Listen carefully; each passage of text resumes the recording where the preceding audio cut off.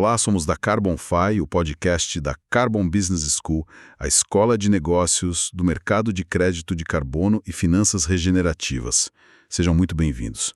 Hoje, nossa análise vai para um lugar um pouco inesperado, eu diria. O mundo da cerveja. É isso mesmo. Mais especificamente, uma decisão financeira da Anheuser-Busch InBev, a gigante que é dona da Ambev. Eu confesso que quando vi o tópico, pensei, o que uma recompra de ações de cervejaria tem a ver com o nosso universo aqui de finanças regenerativas? Pois é, parece distante, né? Mas o material que a gente tem argumenta que esse movimento é uma, e eu cito, inflexão tectônica, com implicações enormes. E essa conexão é o ponto fundamental. O que parece ser só uma manobra de mercado é, na verdade, um manifesto. A EB InBev anunciou um programa de recompra de 3 bilhões de dólares. Na superfície, ok, é a empresa devolvendo dinheiro. Mas se a gente olha mais a fundo, é a maior cervejaria do planeta declarando o fim de um dogma de gestão. Um dogma que dominou o pensamento corporativo por mais de 10 anos. Ok, agora você me fisgou. Fim de um dogma. Isso é forte. E ao fazer isso, ela acaba abrindo, talvez até sem querer, uma nova fronteira para a sustentabilidade em escala industrial. Certo. Então nossa missão hoje é essa. Decifrar esse quebra-cabeça. Entender por que essa recompra é um evento, assim, tão sísmico. O que ela diz sobre a nova economia e, claro, como a Ambev, aqui no Brasil, é a peça central. A peça que conecta tudo isso a um futuro potencialmente mais regenerativo. Exatamente. A gente vai desempacotar como ter ativos físicos, sabe? As velhas fábricas, os caminhões. Como isso, de repente, virou a estratégia mais inovadora do mercado. Para a gente começar a entender essa virada de chave, o material fala de um trauma financeiro. Um trauma que paralisou a empresa por quase uma década. Que história é essa? Essa história é digna de manual de finanças. Em 2016, a AB InBev fez uma aposta gigantesca. A da SABMiller, né? Essa mesmo. A aquisição da maior rival. Foi uma das maiores transações da história, um negócio de mais de 100 bilhões de dólares. E para fechar essa conta, a empresa teve que assumir uma dívida, assim, colossal. Ou seja, compraram um concorrente, mas o custo foi altíssimo. Imagino que uma dívida desse tamanho mude completamente o DNA de uma empresa. Muda tudo. A fonte descreve o período seguinte como uma economia de guerra. A cultura da empresa, que sempre foi de crescer, de comprar, Sim. foi forçada a se voltar para dentro. A obsessão era quase uma paranoia. Era pagar a dívida. Todo e qualquer dólar de caixa livre não ia para inovação, para expansão. Ia direto para os credores. Direto para eles. A empresa ficou numa espécie de camisa de força que ela mesma criou. Isso durou quase 10 anos. É muito tempo para uma gigante dessas ficar só na defensiva. E quais foram as consequências disso na prática? Não diria que parou no tempo, mas ela operou com o freio de mão puxado. Todas as decisões eram tomadas pensando na desalavancagem. O foco era a eficiência máxima, cortar custo, gerar caixa. Sei. Foi um período de austeridade brutal que, por um lado, deixou a operação super enxuta, mas, por outro, limitou demais as opções estratégicas. Entendi. A empresa estava em modo de sobrevivência, basicamente. Então, essa recompra de 3 bilhões de dólares é o apito final. É o anúncio de que a guerra acabou e eles podem voltar a atacar. É exatamente essa mensagem simbólica. A fonte usa uma analogia que eu achei perfeita. A recompra funciona como uma carta de alforria financeira. Boa. É a diretoria sinalizando para todo mundo, investidores, funcionários, concorrentes, que a fase de emergência acabou. O endividamento que chegou a passar de 5 vezes o EBITDA, agora está num nível gerenciável. Certo. Aquele caixa que antes era carimbado para os banqueiros, agora está livre. A gigante acordou. A besta está livre da jaula.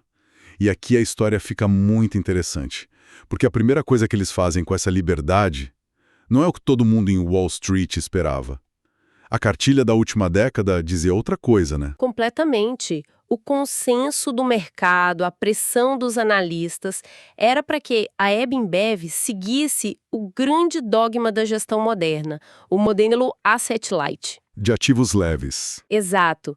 A ideia era que eles deveriam vender seus ativos pesados, as fábricas, as vidrarias, a frota de caminhões, e se transformar numa empresa de marketing, de gestão de marcas, tipo a Coca-Cola, que vendeu suas operações de engarrafamento. A lógica seria: deixa a produção com os outros, foca no que você faz de melhor, que é construir marcas globais, uma empresa de cérebro, não de músculos. Isso, livre-se dos tijolos, do aço e se torne uma plataforma leve, ágil. Era a receita do sucesso na era de juros zero. Mas a Embev olhou para essa receita e disse: não, obrigada. E de uma forma bem enfática. A mais enfática possível.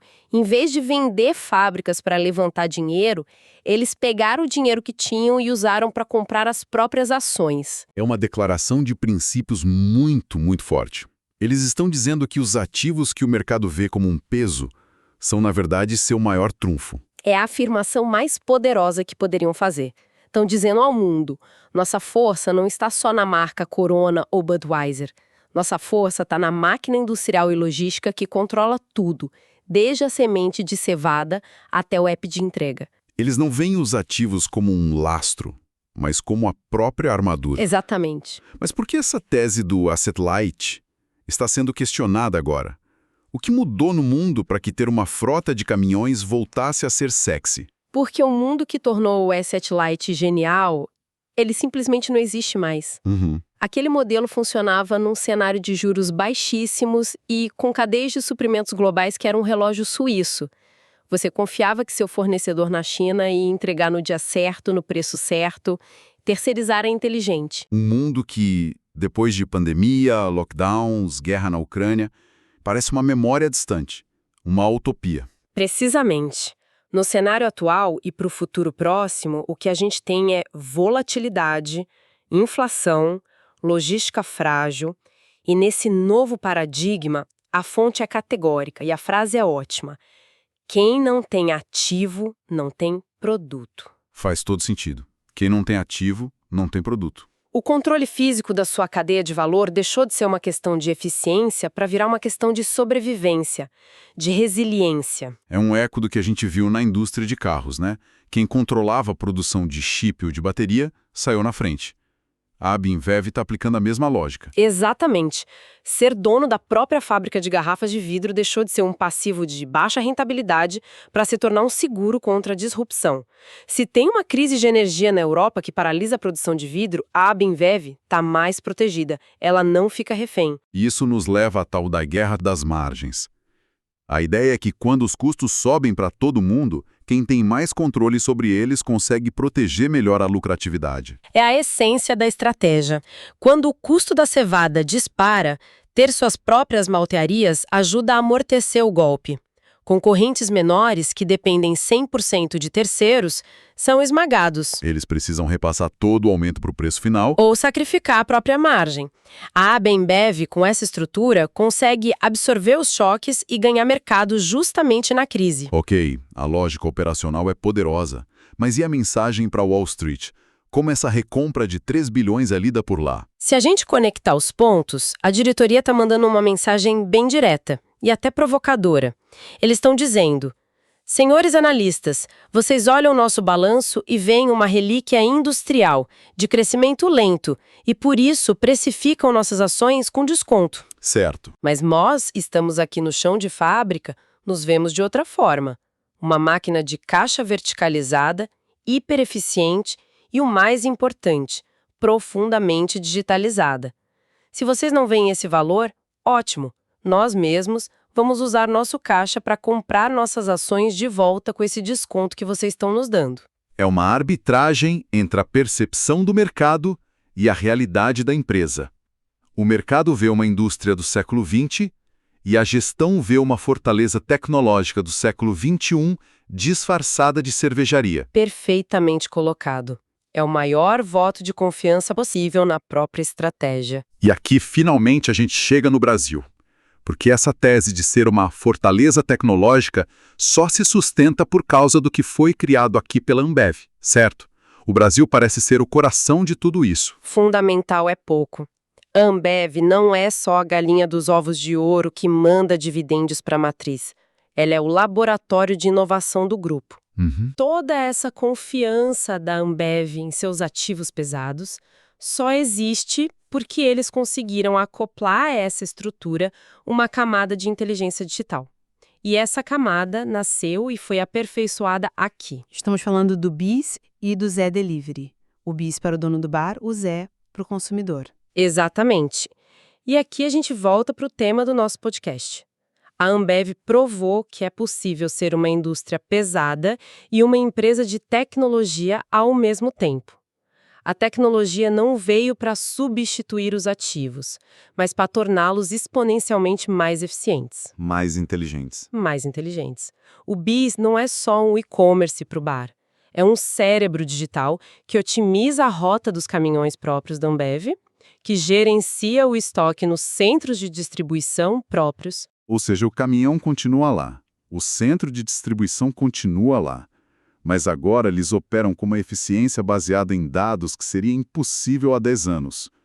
E isso tem uma implicação direta em consumo de combustível, em otimização de rotas, o que me soa muito como redução de pegada de carbono. Agora você chegou no ponto-chave da conexão. Essa eficiência não é só boa para o bolso, é boa para o planeta. Rotas otimizadas significam menos diesel queimado. Gestão de estoque inteligente, menos desperdício.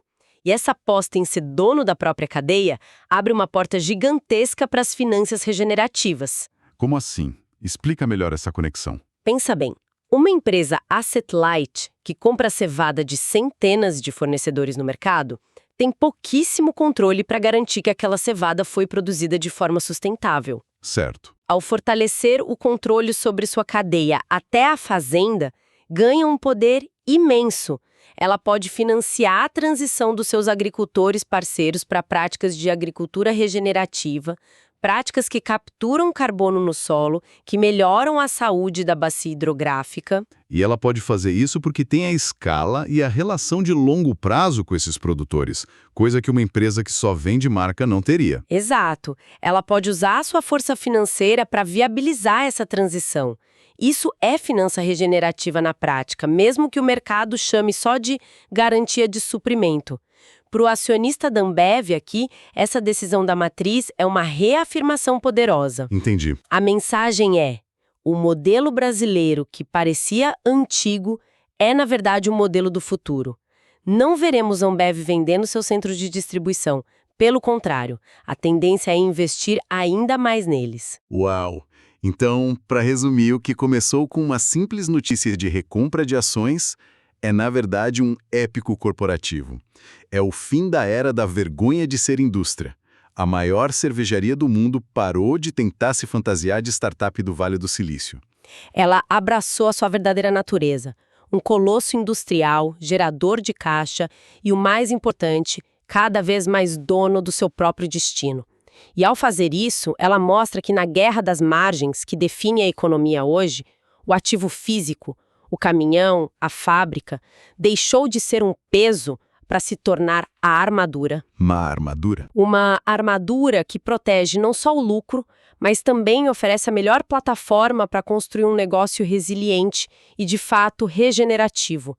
Isso nos deixa com uma reflexão final, sabe? Uma provocação.